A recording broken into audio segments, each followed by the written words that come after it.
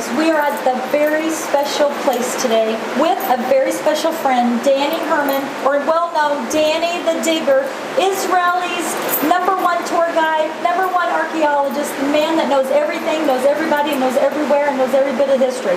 I'm telling you the truth. I'm so blessed to have you today. I'm blushing. But today we are at the biblical water source, the Gihon Springs. Am I right, Danny? Indeed. And I'm telling you, just talking a little bit off camera, you guys are going to be amazed at the stuff he's going to share with us. You want to start and blow our minds?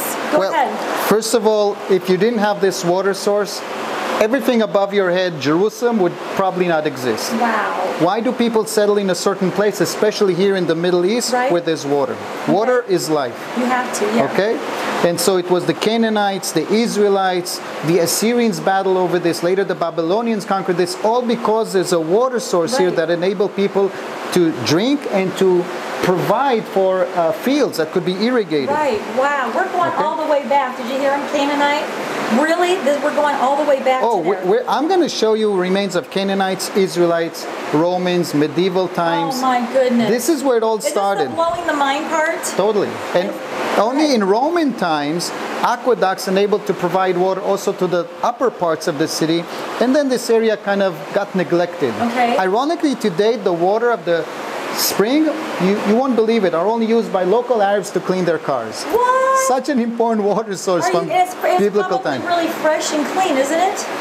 It's good water. They say you better not drink it today because it's not regulated. But it's good water. Yes. I drank it a few times and I'm still alive. Okay, all right. That's amazing. Now, the water not only provided important supply for the humans that settled here, whether it's Canaanites who created tunnels here or later the Israelites, but it also was used to wash the ointment of one of the biblical kings. Who's Cindy, King Solomon. King Solomon? The son of David who took over and created here biblical Jerusalem. Eventually he's anointed by oil, but where does he wash it? I have no idea. The text, read the Bible. The text tells us he washed it off the water of the Gihon Spring. Maybe the very spot where you're standing is where it happened. I love this. So King Solomon washed off the oil here at the Gihon Spring. Yes, yes. And this is just one of many biblical references I'm going to make through the review of the city of David. Danny, I'm so excited. I can't wait. We got to get going. So let me show you the underground intricate water systems that were made here, because the biggest problem of this site is the water comes from a low place. Humans want the protection of a high place. How did they reach water in a safe manner? There's a whole elaborate system of underground shafts and tunnels. Oh my goodness. And let's try to understand what it's all about. You're going to show us? Lead the way, this way. I'm so excited. Let's go. Danny, this is beautiful. Wow. Yeah. What is it? This is all carved in the rock. Watch. Wow. Look at this. You see the chisel marks, both on the right and on the left. Wow. These are 4,000-year-old chisel marks. 4,000? Yes, they were carved with stone tools or simple bronze tools by the Canaanites. Wow. Because the major problem of Jerusalem is that the water source is at the bottom in a low and vulnerable location. Protection is above our heads. In times of peace, no problem. You go out the gate of the city, you fetch some water, and you go in.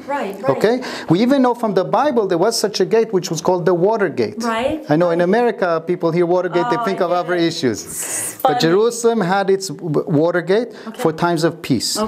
In times of trouble, what do? You go down this system until you reach the top of a shaft. A 15-meter drop to the actual water level. Wow, that's a lot. Indeed. A lot of work, a lot of effort was done here. And this was all discovered only in the 19th century by a British guy called Charles Warren. And it's named to this day after him. The shaft is named after him? Yes, Charles Warren, or Warren Shaft. Oh, wow. Let me show you the shaft itself. Follow me. Do that. Cindy, at this stage, the tunnel is less angled. It's huge. But it goes around the corner till it reaches a big drop, the Warren Shaft. Beautiful. Wow. You see, Cindy, here, the tunnel is less angled. It's not as steep. But at the lowest point here, look at this drop. This is a 15-meter drop. And if it will be quiet enough, you'll hear the water at the bottom. Okay. This is the actual water level there. Wow, down there's the actual original? The Gihon River, the Okay. Gihon Spring It's down there. is down there. And when Charles Schwann discovers this, he estimates that this is how it functioned. Canaanites would come down. Okay. He would throw a bucket with a rope, Oh, wow. would fetch the water, go back into the city. The enemy doesn't even know of No, this it's here. existence. Wow, and Yes. they would take the bucket all the way back up to the city? Yes. In fact, when work. David conquers Jerusalem, Right?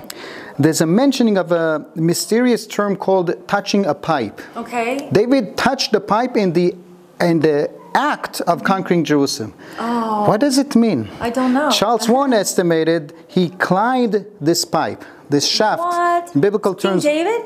Yes. What? Now, a few students have demonstrated it is possible. Right? It is not easy. So steep, though. But a few students, I've never tried myself, No. but I've heard of a few that have demonstrated that it is Wow. possible to climb here. Okay. So imagine David climbing into the city, opening the gates, and his then people letting- can come in. Oh, that's right. I remember that Bible story. And this is actually where it happened. Yes, except that all of this Right. is now considered as the old theory Okay. because Oh, of really? new finds made here Right. that puts everything in a new light. Oh, wow. Archaeology is amazing. Let me show you.